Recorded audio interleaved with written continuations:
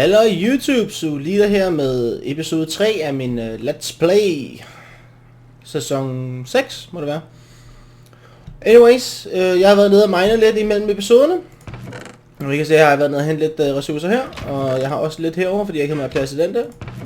Og har smidt en helvedes masse cobblestone væk, fordi jeg gad sgu ikke have det. Det er sådan set også for død et par gange dernede. Men jeg har i hvert fald også samlet lidt clay, og jeg ved ikke lige helt, hvad jeg skal bruge det til. Eller ikke noget clay, hvad hedder det, noget gravel. Og jeg har også lidt gravel herovre. Og lige samlet det lidt her. Og sådan set siddet bare lidt og sorteret i mine ting.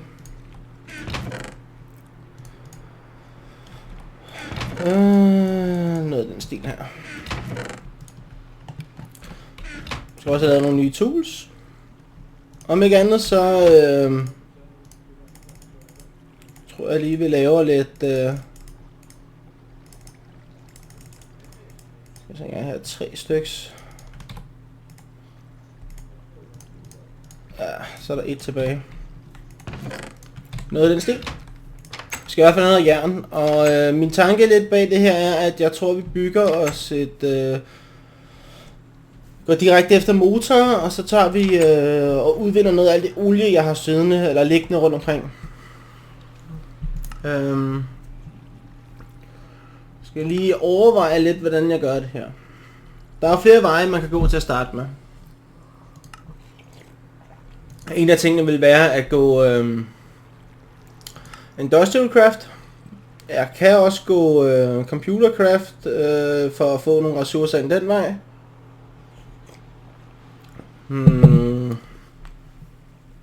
Men jeg skal have noget strøm. Og der er som sagt flere måder jeg kan lave den strøm på.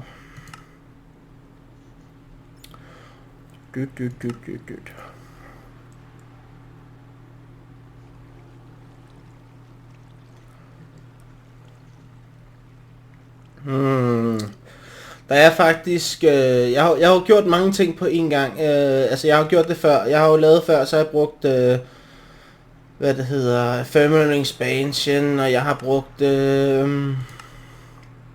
industrial craft før, så jeg overvejer faktisk lidt at prøve at gå en anden vej.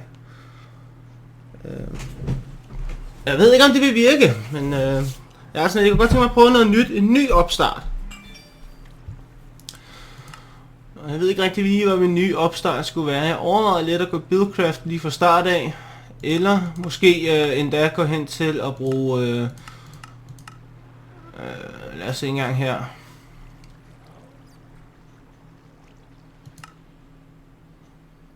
Jeg kunne også gå direkte til Mine Factory. Kunne det ikke være sjovt at gå Mine Factory til at starte med? Det har jeg ikke rigtig prøvet. Jeg har faktisk ikke rigtig prøvet at starte ud med Mine Factory. Det tror jeg faktisk vi gør. Lad os prøve for sjov at se om jeg kan starte ud med Mine Factory.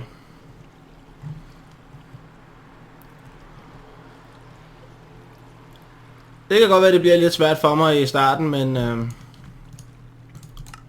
er også lige meget. Så har vi prøvet noget nyt. Fordi Mine Factory giver mig faktisk en hel masse auto-farme, auto-harvester, fertilizer og så videre derudad. Og der er faktisk også en måde, man kan lave strøm i Mine Factory. Fordi det hedder bioreactors og sådan lidt af hvert. Biofuel generators og... Men så får jeg ikke rigtig brugt den olie derude. Det vil næsten være dumt nu, når jeg har al den olie.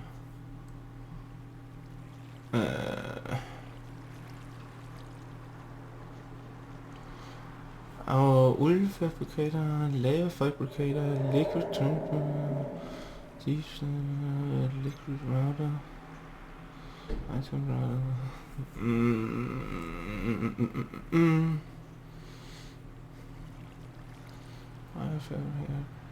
Biofuel generator.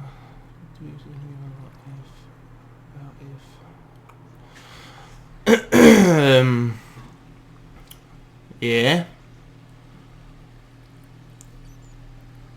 Dut.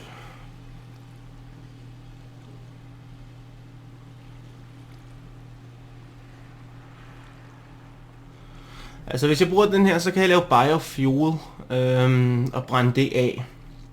For at lave buildcraft strømmen, eller lave hvad det hedder, feminine expansion strømmen.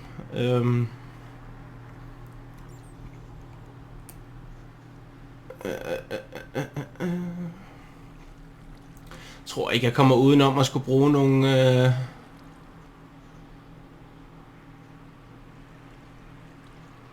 fuck mig. Okay.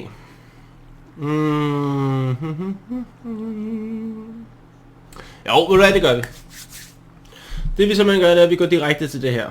Og for at kunne gøre det, så skal jeg have ud at famle nogle ressourcer ind. Jeg skal i hvert fald bygge nogle tools. Der er noget ruby, lidt sapphire og sådan lidt af hvert her. Det tror jeg vi bruger. Det skal jeg ikke rigtig bruge til så meget andet. Det er også bare en åre, jeg river op for jorden af, så den er ganske gratis.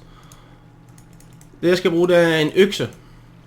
Jeg skal faktisk bruge 2 økser. Og jeg skal bruge en ny hakke. Den har jeg brugt op. Og jeg tror egentlig godt, jeg vil have et ordentligt sværd. Og jeg tror egentlig også godt, at jeg kunne bruge mig en spade. Det skulle vist kunne holde mig kørende et lille stykke tid. Om ikke andet, det jeg skal nu, det er så meget simpelt. Jeg skal lade være med at sidde fast i min dør. Hvordan det så lige lader sig gøre. Meget mærkeligt.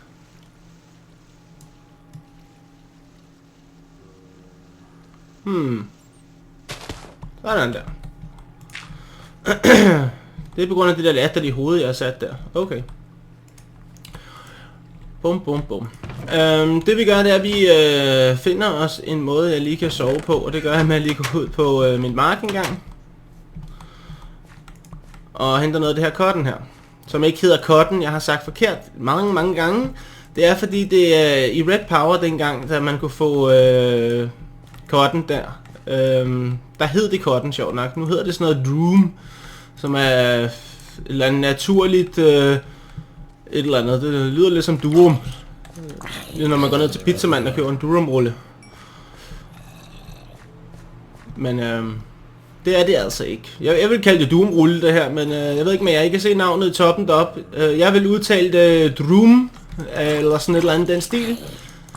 Jeg ved ikke, hvad drum er, men eller hvad det normalt ville være, hvis det var, at jeg var i den virkelige verden. Men vi kalder det cotton, eller vi kan kalde det uld på plante. Det er også fuldstændig ligegyldigt, hvad vi vender og drejer det. Det virker all the same. Så det giver mig uld. Og uld er noget, jeg skal bruge. Og jeg har faktisk lidt mere af det her. Og jeg har i forvejen også noget uld her. Og lidt træ. Det som jeg skal gøre, det er, at man tager den her ind i her. Som sådan en... sådan der. Så får jeg uld. Og uld kan jeg sjovt nok bruge til at lave mig en seng. Da jeg mistede min seng her for en lille 2 episoder siden.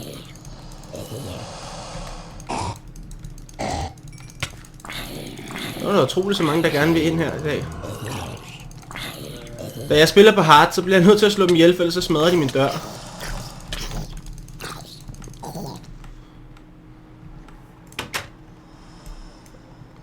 Ikke så godt det her.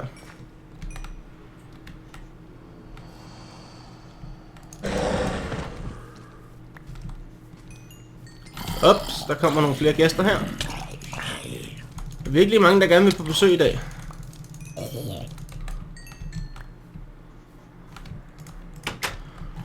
Så håber jeg på, at jeg kan sove. Nu skal vi lægge sengen, den lægger vi der. Yes, jeg tror det lykkes mig at sove. Super.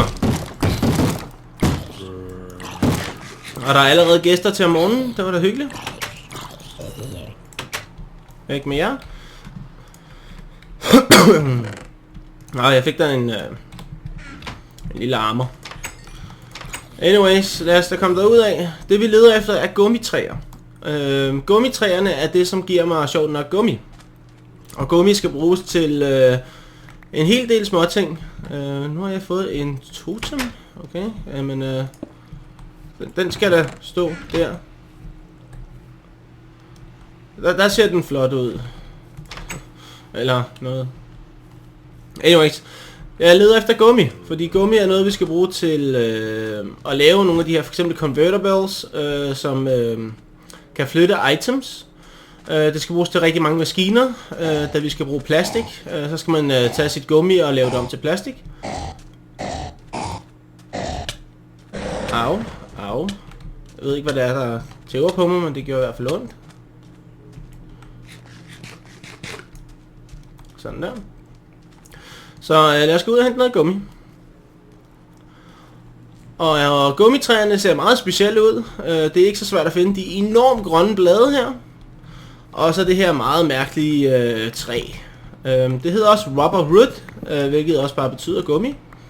Rubber er i princippet plastik, hvis du sådan skulle oversætte det til dansk. Der findes 2 forskellige rubbertræer. Det ene det er for Industrial Craft, og det andet er for, hvad det hedder, Mine Factory Reloaded, for at få det fulde navn på det. Mine Factory Reloaded, der ligger en masse ting i det, som hedder autofarme. Faktisk ligger der også en ting, som kan mine for jer, sådan en mining laser. Det er en laser, der bliver skudt ned i, ned i jorden, og så finder den automatisk de ting, du nu beder den om at finde. Lad os sige, du beder den om at finde redstone, eller noget af den stil, og så vil den finde det redstone, der er i nærheden af dig inden for en vis antal chunks. Jeg kan ikke huske præcis, hvor mange chunks der den leder i, men det er også irrelevant, for det den gør. Den gør ikke ligesom Quarryen og laver et kæmpe hul. Den går bare ned og henter kun minerne, og det er det, du får op. Så det er jo meget fedt. Den er bare enormt dyr at have kørende, så det er sådan noget vi får senere hen i spillet. Skal jeg tænke mig om her. Så er der Industrial Craft for eksempel, deres rubber. Det er fra, altså til at lave deres maskiner med også selvfølgelig. Der kan du blandt andet lave maskiner, der smelter dine årer, laver dem dobbelt. Du kan lave solpaneler, du kan lave en form for strøm, som hedder en EU-strøm, som er en anden form for strøm, kan man sige. Der er lige pt. Med alle de mods, jeg kører lige nu, så er der 3 former for strøm. Der er MJ, som er Minecraft Joules. Så er der hvad den hedder, FM eller sådan noget? Nej. RF, tror jeg. Jo, RF. RF er Redstone Flux, tror jeg nok, det er det rigtige ord for det. Redstone Flux er faktisk, har engang været Minecraft Joules, men nu har de fået deres egen power source. Deres eget navn på deres power, sådan, så man ikke kunne lave overpowered maskiner, for det kunne man nemlig før i tiden. Jeg har ikke vist jer, hvordan man gjorde det med vilje, da jeg har siddet og lavet min Let's Plays, fordi jeg tænker, at det er lidt cheat at gøre det, men der var faktisk muligheder for, at man kunne lave så meget strøm, at man aldrig nogensinde fik brug for strøm igen, fordi man kunne converte det, og det var lidt overpowered, så det vil vi ikke gøre. Så nu har de fået deres egen, sådan så man ikke kan lave overpowered strøm længere. For eksempel var det enormt nemt at lave Minecraft Joules med Thermal Expansion dengang, da de havde deres strømart, fordi så kunne man jo få sin quarry op og køre rigtig hurtigt. Og det var jo ikke det, der var planen til at starte med, når man havde det mod på, at man skulle kunne gøre det. Så derfor blev det fjernet, og de lavede deres egen strømsource, kan man sige. Nu har I set de her pøl her, altså det her vand, jeg har gået forbi et par gange. Det er noget bestemt vand til Ares, eller jeg kan aldrig udtale det ord. Ares Magicals, eller Magical, Ares Magicals. Ja, whatever.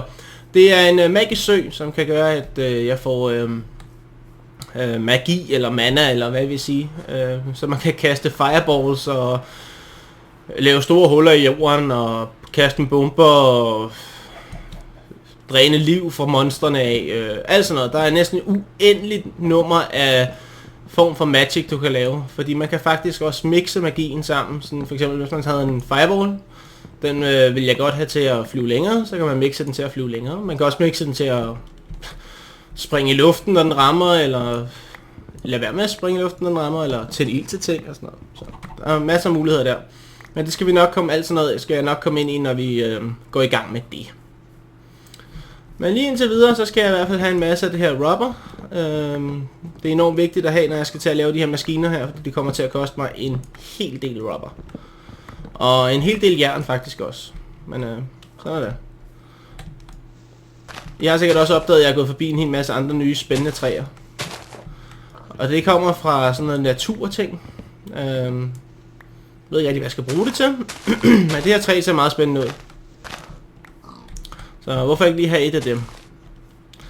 Det er ikke for sjov, at jeg render rundt og samler forskellige træting op, fordi jeg kommer til at skal bruge det senere. Jo flere forskellige træsorter jeg har, det vil sige forskellige slags træer man har, jo nemmere bliver det at lave en træfarm på et andet tidspunkt. Ikke fordi jeg ikke bare kunne nøjes med at have et slags træ, men hvis jeg har flere slags træer, så kan jeg hurtigere lave biofuel. Og biofuel er til gengæld noget, jeg kan bruge. Det er en blåbærbusk. Den kan man få blåbær af, når man planter den. Der findes også jernbuske. Mærkeligt nok. Jeg ved ikke, hvordan en jernbusk sådan, i realiteten fungerer. Jeg har aldrig hørt om jernbuske før.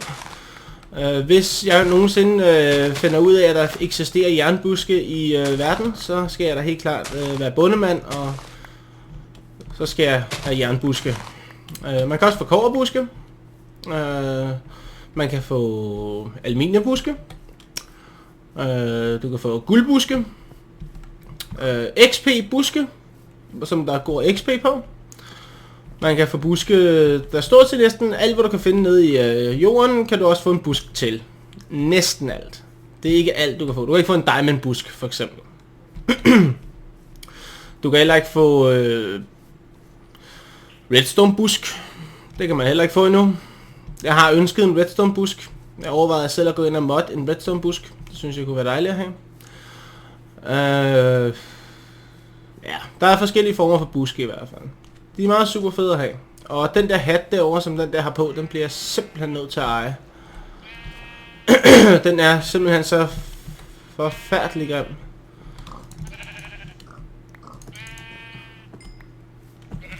Burde egentlig lige tage lidt af de her får her. Sådan der. Men der var et andet rubbertræ, det var det jeg gik lidt efter. Det er det her, jeg vil kalde for et mangel af bedre ord, vil jeg sige dealertræet. Og grunden til, at jeg vil kalde det dealertræet, det er simpelthen fordi, at der er sådan en lille tube ting op oven på træet, så det ligner sådan en lille dealer. Det er måden, man kan kende de her træer på, men det er det andet slags rubber wood, som kommer fra Industrial Craft, som vi snakkede om tidligere. Jeg ved godt, der er rigtig mange, der godt vil have, at jeg skal klippe, når jeg sidder og laver de her ting her, men det her, jeg sådan ligesom får tid til at sidde og forklare jer også informationer om de forskellige mods. Så. Jeg skulle lige have en sapling, den fik jeg der. Anyways,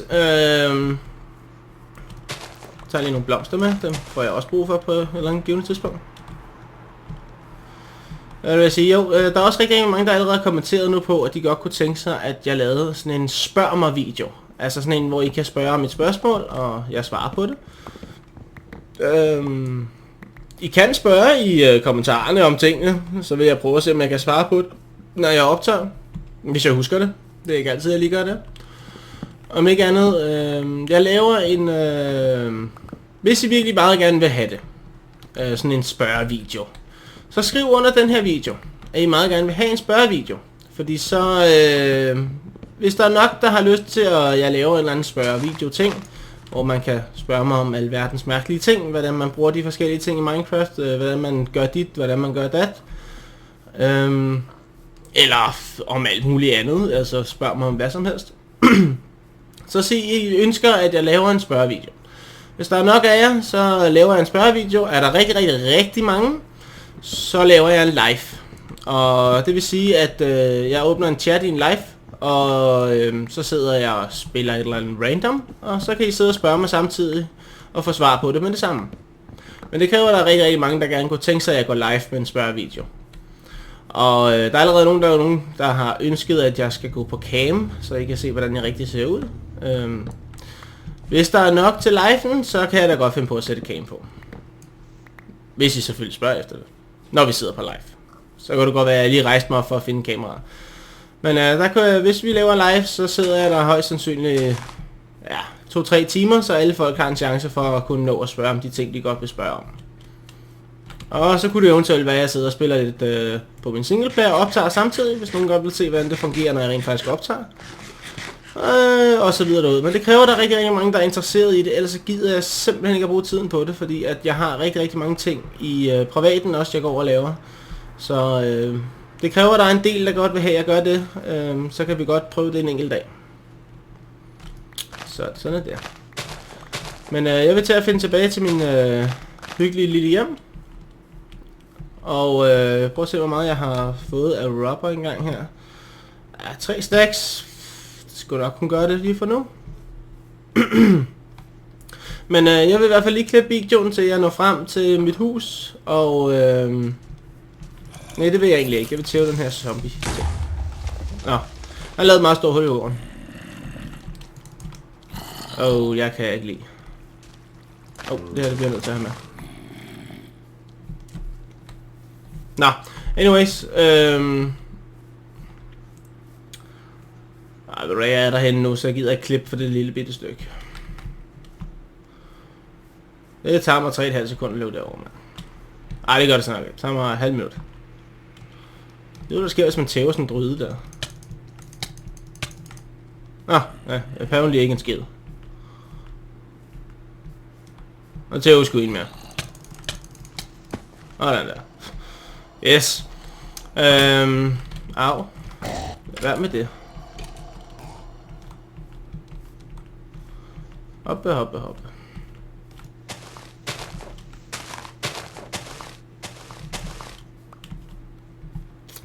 er faktisk også en anden rubber wood der.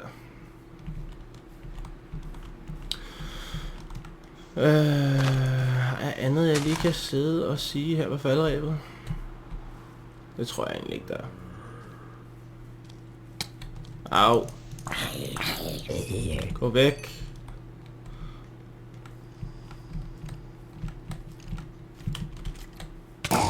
Au.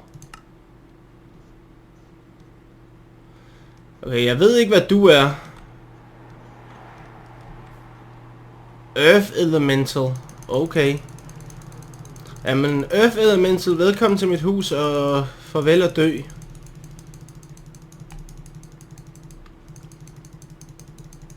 Okay, den vil så ikke lige dø.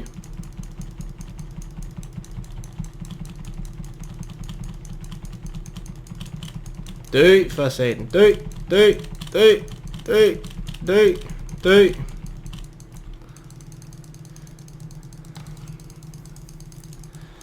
Ja, det kan godt tage lidt tid det her.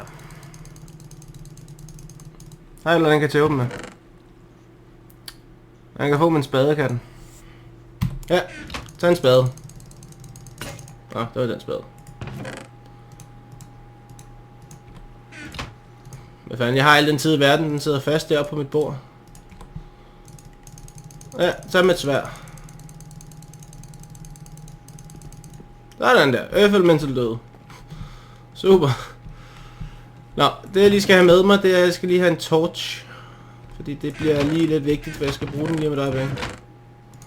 Skal jeg nemlig vise jer noget meget smart. Hvis det selvfølgelig stadig virker. Det kan jeg jo ikke love. Hvad er det, jeg skulle sove først? Det gør vi lige først. Sådan der. Jeg ved ikke om I kan vide, der er noget der hedder Open Blocks. Og det laver gravstene når man dør. Og normalt når man dør, så skal man smadre den her gravsten med en pickaxe. Fordi nogle gange så kan man faktisk ikke dræbe den med hånden, for det tager for lang tid. Men jeg fandt faktisk en lille bitte bug i spillet. Eller i moddet. Som I kan se her, så har jeg den her gravsten her. Jeg kan ikke bare stå og tæve den med hånden. Men hvad jeg kan gøre, det er, at jeg kan sætte en torch lige ved siden af. Det virkede lige for et øjeblik siden.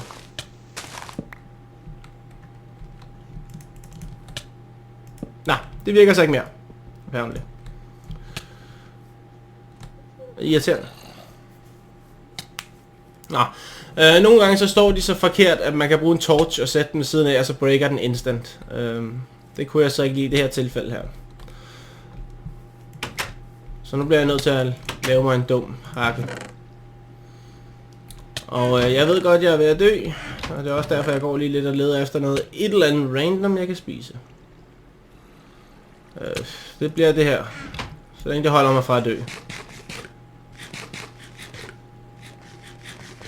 Og jeg er bare været lidt syg. Sådan er det. Han har det hårdt, ham her lille Steve-manden her. Han får en hat på, kan han. Jeg har faktisk næsten, hvad jeg har brug for her. Bam. Sådan. Meget morsomt, jeg har sådan en lille ting, der blinker midt på skærmen og siger, at jeg er syg. Hvis jeg ikke lige havde opdaget de der grønne bobler rundt om mit hoved, så fik man lige lidt ekstra viden. Jeg ser mig faktisk lidt, det der bug ikke virkede nu, jeg godt lige vil vise jer det. Sådan er det. Hvad så hvis jeg sætter en blok herop? Nej. Jeg må ikke få det til væk, sådan er det. Men man breaker det bare med en pickaxe, og så får man alle sine ting igen. Au. Nu skal jeg bare lige finde alle mine ting, fordi de fløj selvfølgelig lige ud omkring det hele her. Jeg tror jeg fik det hele igen, ikke? Jo, det ser sådan ud. Jeg skal lige være sikker.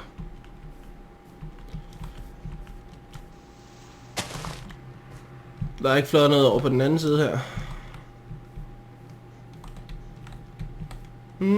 Nej. Der er ikke plads til mere, så det passer meget godt.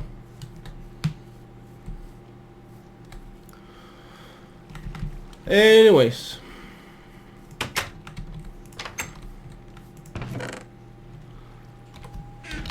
Jeg tager lige den der bog her.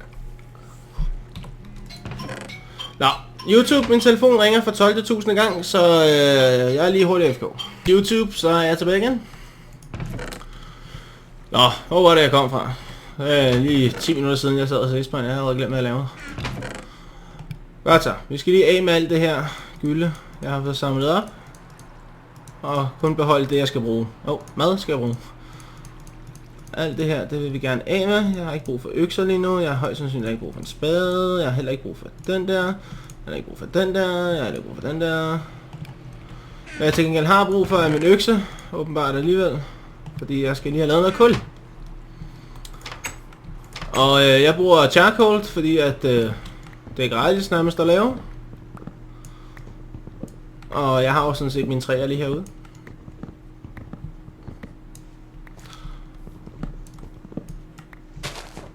Det er bare skide irriterende, det er nogle af de høje træer der er kommet, men det er sådan, at det er jo bare. Skal man til at slås med det. Og vi går lige ind og laver sådan en her. Skal I se her. Det er det smarteste tool, der nogensinde er lavet i Minecrafts historie.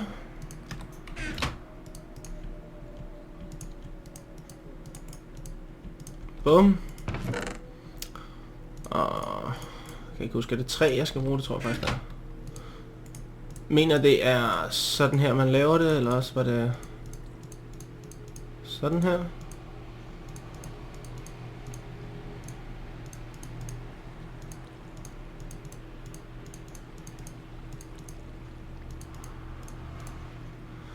Jeg kan aldrig huske, hvordan man laver den der fucking sessel.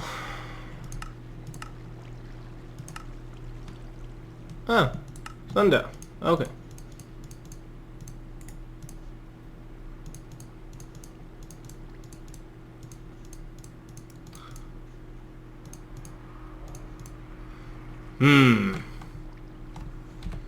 Hvorfor er det, jeg ikke kan lave den? Stik. Skal den bruge en almindelig stik? Det var da kedeligt. Vi gør lige sådan her hurtigt, fordi jeg er faktisk træt af, at tingene flyver ud af min crafting box. Sådan der. Og den vil åbenbart have almindelige sticks. Det kan vi godt finde et eller andet sted, kan vi?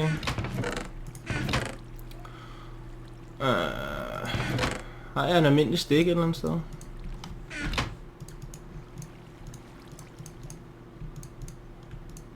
Jeg vil til Jungle Wood, det burde virke. Yes, tak. Det var lige præcis, hvad jeg ville have. Sådan, farvel til 3. Jeg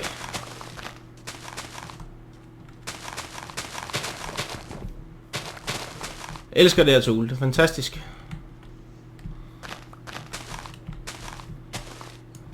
Super. Så kan jeg se, hvad jeg laver.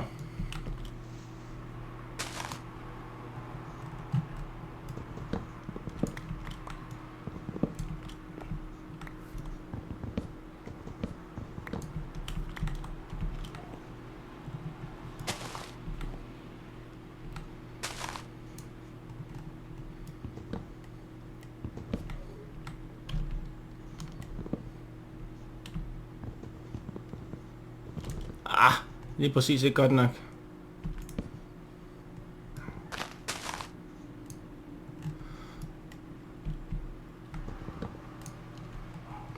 Heller ikke godt nok. Sådan der. Så kommer jeg højt nok op. Super.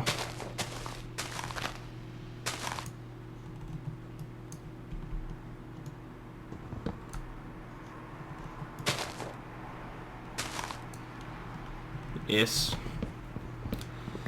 Så kommer man hurtigt af med sine træer.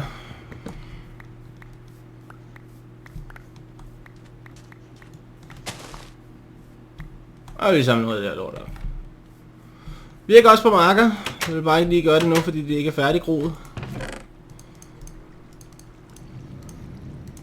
Noget af den her stil her. Sådan der.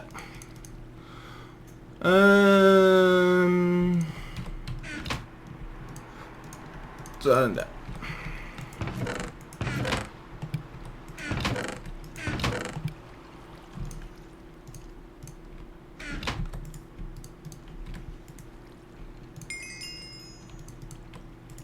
Jo, det gør vi sgu lige sådan her.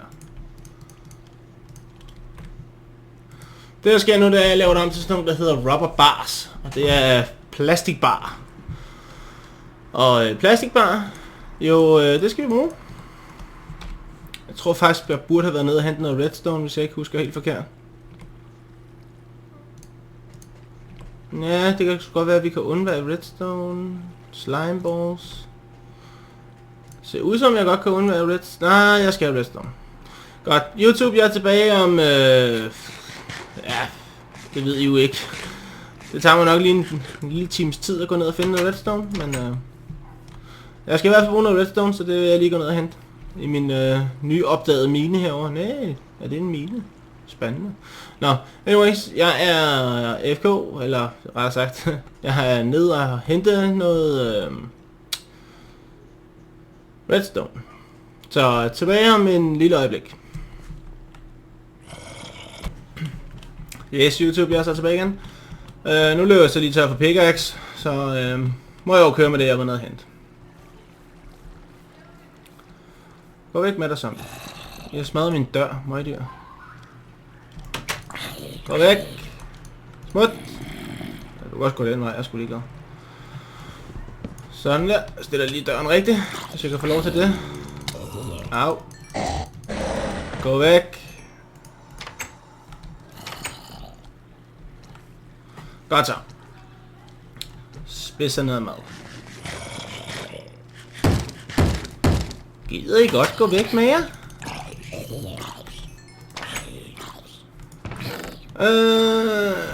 Jeg fik også noget diamond dernede, det var faktisk meget dejligt. Og en ekstra emerald. Noget der kan være herinde. Noget af det kunne være derinde. Lidt af det her. Ja, vi dumper bare det hele hen. Sådan der. Væk med det. Oh.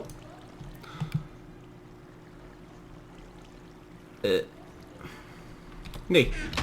Godt så. Lav noget mere. Hvad var det, jeg skulle til her? Jeg skulle bruge redstone, det var rigtigt. Redstone. Og ligesom det hele gik ud på, da jeg gik ned. Mine Factory Reloaded. Mine Factory, nej. Mine Factory Reloaded, come on. Der var der.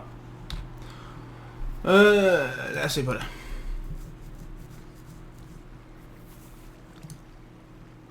Slime balls. Har jeg slime balls? Ja, ikke nogen slime balls. Okay. Har jeg mødt en sump et eller andet sted?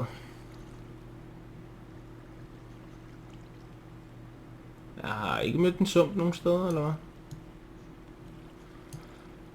hvad? Ingen sump. Dammit. Bum bum bum bum bum.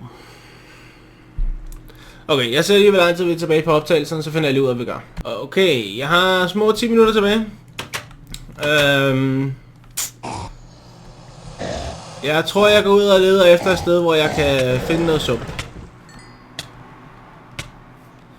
Det var ikke flink af ham at tage en ild til mig. Jeg har ikke rigtig været den her vej hernede omkring, så vi prøver den vej.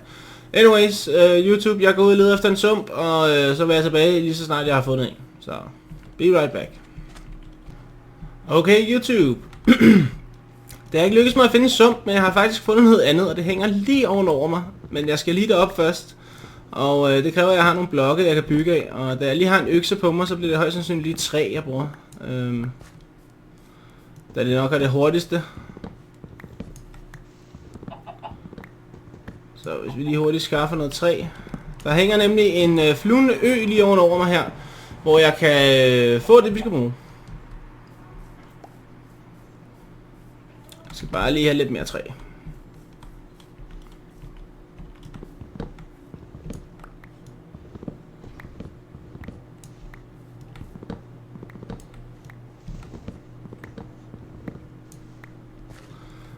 Ja, det er ikke lige helt nok. Jeg skal i hvert fald bruge lidt mere end en stack træ.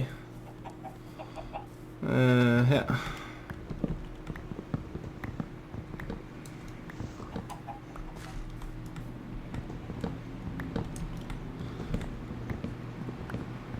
Det er sådan med den her ø, der hænger ovenover mig, ikke?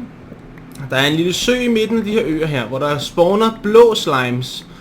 Det er ikke blå slimes, jeg skal bruge. Jeg skal bruge de grønne slimes. Men blå slimes kommer jeg til at skal bruge senere, så det er fint nok, at jeg lige gør det op også. For at hente det noget af det. Men der er nogle træer deroppe. Jeg ved godt, det lyder åndssvagt, men jeg kan faktisk få nogle slime træer, hvor jeg kan få slime balls, de grønne af dem. Men jeg skal bare lige op til den ø først, før jeg kan komme til at høste noget på den ø. Så skal vi lige have en masse blokke, så jeg kan bygge mig et meget, meget højt tårn, til jeg kommer derop. Lad os se en gang her. Er det nok? Det bliver sgu nødt til at være. Den hænger helt derop, så jeg skal helt derop for at få fat i den. Jeg ved ikke lige, om det er helt nok, det jeg har hentet her, men det vil vi finde ud af nu. Så lad os komme derop af, så hvad der sker. Så der var allerede en blå slime der, den er højst sandsynligt faldet ned opfra.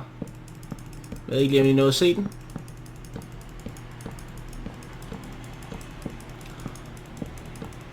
Men, jeg håber på, at jeg har fået nok træ med til at kunne komme hele vejen derop i hvert fald.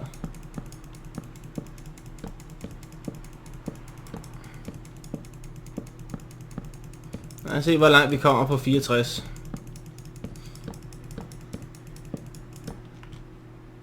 Ja, det kan vi godt nå. Så er det jo bare deroppe af.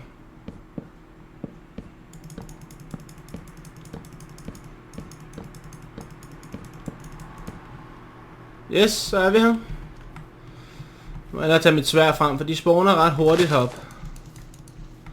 Vi kan se, at der er en hel masse blå slimes, men det jeg godt vil have heroppe fra, det er de her træer her.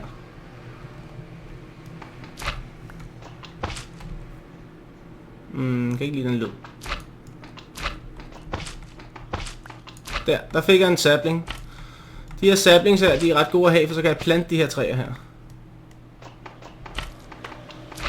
Og de her træer her, dem kan jeg faktisk gro noget slimes på. Og noget blå slimes også, så det er meget fedt.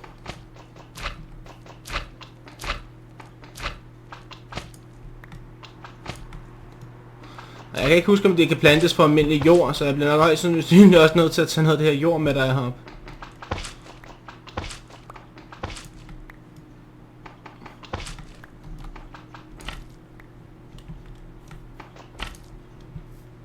Det er det rubbertræ, der er ligeglad med.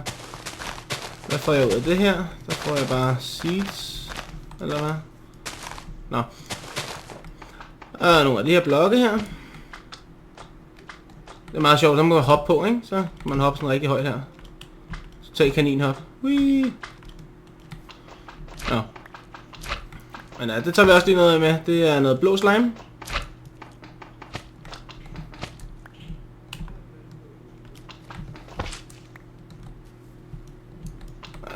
Det må sgu være rigeligt. Hvad vi også skal bruge, det er, at vi skal bruge noget af det her jord her. Fordi jeg mener faktisk ikke... se, der spawnede en slime der.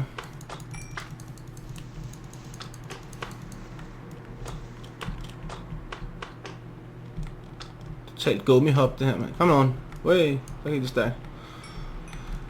Nå, masser af det her jord her. Kommer til at skal bruge det senere.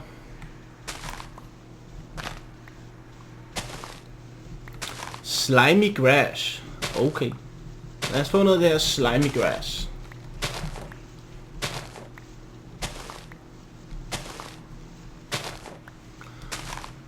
Jeg ved ikke lige, hvornår jeg kommer herop igen, så vi må heller lige have en del af det her slime grass med. Jeg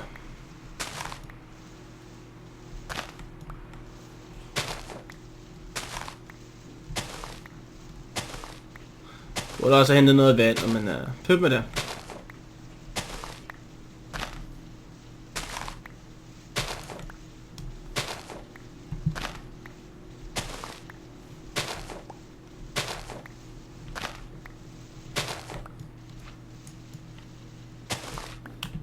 Og en lille slime der.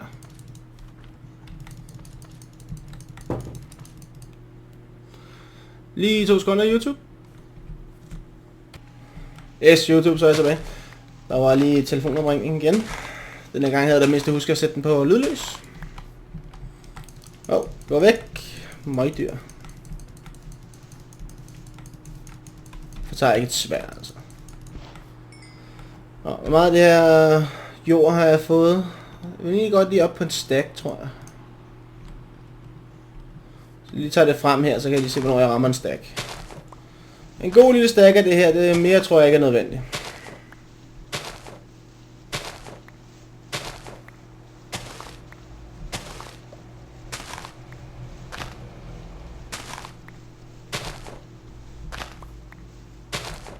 Ja, sådan der. Så har vi en stack af det, så skal jeg bare lige finde min vej ned herfra. Den var over et eller andet oversted. Hvor fanden var den henne? Og lige lidt der, jeg kunne tage med mig. Mener den skulle være her omkring. Der var den. Så jeg går nedad. Yes, YouTube, jeg er tilbage lige så snart, at jeg kommer tilbage til huset. Det her tager lidt tid at hugge mig ned her og gå tilbage til mit hus. Det er et godt stykke væk herfra. Egentlig ikke et godt stykke, så langt er det heller ikke. Det er helt derovre, men jeg er her. Så det tager lidt tid for mig at komme derhen. Så jeg er tilbage lige snart, jeg er derovre, og så kan vi lige nå at lave lidt små ting, inden jeg bliver nødt til at afslutte episoden. Så tilbage med et øjeblik. Yes, YouTube, jeg er så tilbage til mit hus. Og det passer egentlig meget godt med, at jeg lige kan nå at lave det her, inden jeg skal stoppe. Skal vi se, det der skal vi ikke bruge, det der skal vi ikke bruge, det her kan vi ikke bruge lige nu. Det her skal ikke bruges lige nu.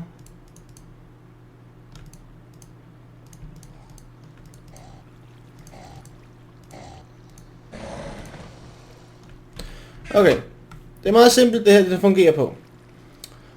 Det her, det er blå slime crystals, eller det clear blå slimes. Det var det, jeg så, jeg hentede dem op fra Vedsøen af. Hvis jeg putter det her ind, så får jeg blå slimes. Det her, det kom fra træet af. Det er træets stamme. Så vil man tro, hey, så får vi træ. Nej, det gør vi ikke. Vi får slimes. Så nu kan jeg faktisk gro mine slimes. Og jeg kan ikke huske, om det her kan stå direkte på jorden. Så vil lige af med den der. Den er heldigvis ikke så farlig. Jeg stjæler bare min mana. Da jeg ikke lige har noget mana, så overlever vi nok det. Jeg kan ikke huske, om det kan gro lige direkte herpå. Det kunne det faktisk godt. Det var da dejligt.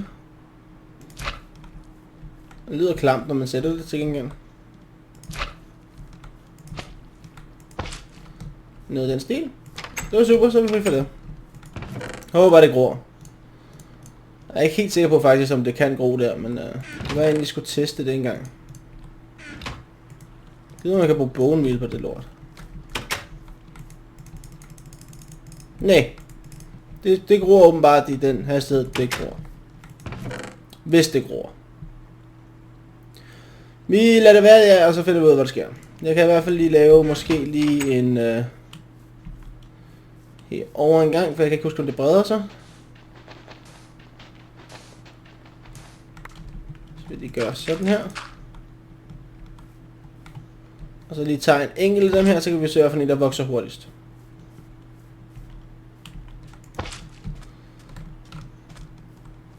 Så hvis det ikke virker her, så virker det måske derovre. Det næste vi så skal have gjort, det er, at jeg skal have lavet en masse kul. Det har vi. Jeg skal i hvert fald lave noget af plastik. Nå, jeg fik i hvert fald hentet nogle små ressourcer her.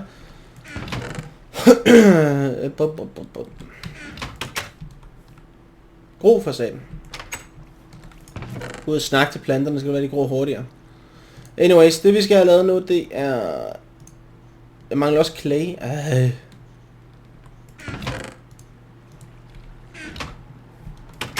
Okay. Der.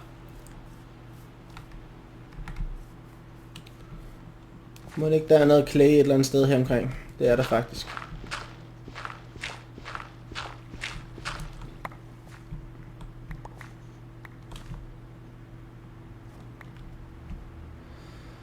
Ud og jagte lidt clay.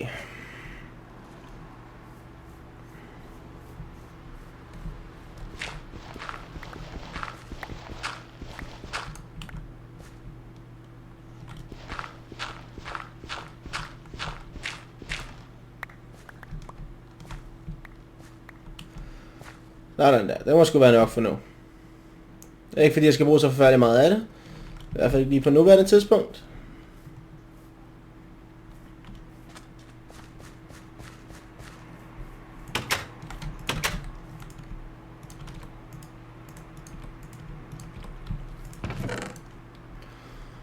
Sådan der.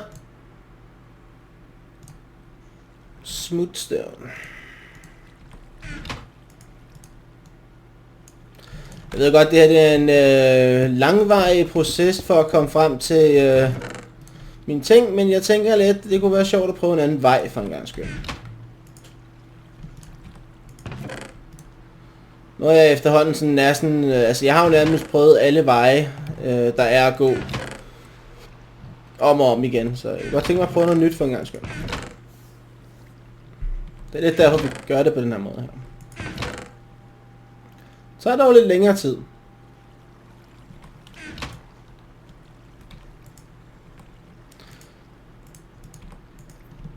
Sådan der.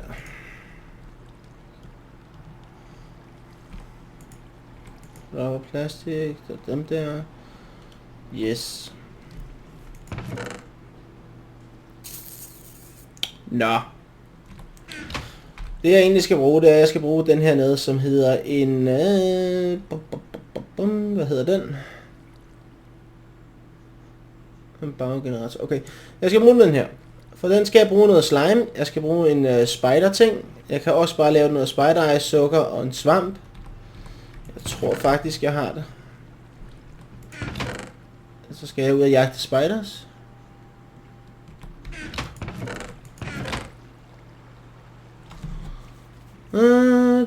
Det leder faktisk til, at jeg skal ud og jagte spiders. Jeg har ikke så meget som et spider eye. Hvor der er ærgerligt. Nå. Det når vi sgu ikke den her gang. Pisse os. Ja, det tager noget længere tid at komme i gang på den her måde her. Men det er basically det vi skal bruge. Det er, at jeg skal bruge en bioreaktor. Det her, det gør, at jeg kan lave min biofuel. Det biofuel, det brænder jeg så af i den her over, hvilket kræver, at jeg havde blaze rods. Ja, fucking stikker.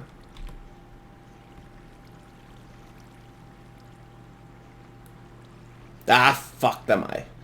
Godt så. YouTube, jeg finder lige ud af, hvad vi gør til næste gang.